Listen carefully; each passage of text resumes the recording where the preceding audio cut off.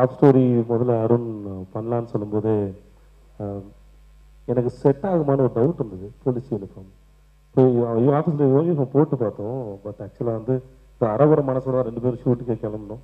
எனக்கு செட் ஆகலன்ற ஒரு ஃபீல் மட்டும் தான் இருந்தது. அது மாதிரி இந்த மீஸ் எந்த மாதிரி வைக்கலாம் அப்படின்ற மாதிரி ஒரு ஐடியாலாம் இருந்தது. அப்போது நான் அருண்கிட்ட சொன்னேன், மீஸ் இல்லாமல் ட்ரை பண்ணலாமா, ஏதோ வீரன்னா மீசையில் தான் இருக்கிற மாதிரி ஒரு ஃபீல் இருக்குது, அதை எடுத்துகிட்டு க்ளீன் ஷேவில் பண்ணலாம் காப் ஸ்டோரின்ற மாதிரி ட்ரை பண்ணோம். கடைசியில் மீசெல்லாம் வச்சுலாம் சொல்லி அருண் வரைஞ்சி பார்த்தோம். ஸோ அப்படி தான் ஆரம்பித்தோம்.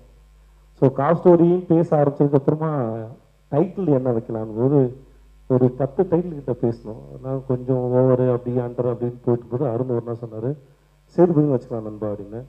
நல்லா இருக்கு நண்பா, ஆனால் ரொம்ப ஓவர் சீனாக இருக்குது, அது பார்த்துக்கோங்க அப்படின்னும்.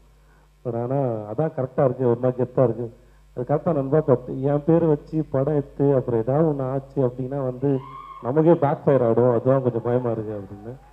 இல்லை அப்போ ஏன்னா எனக்கு கதை பிடிச்சது, அதை விட எனக்கு கதை மேலே இருந்த நம்பிக்கை வந்து ஒரு 50%, எனக்கு அருண் மேலே இருந்த நம்பிக்கை தான் 100%.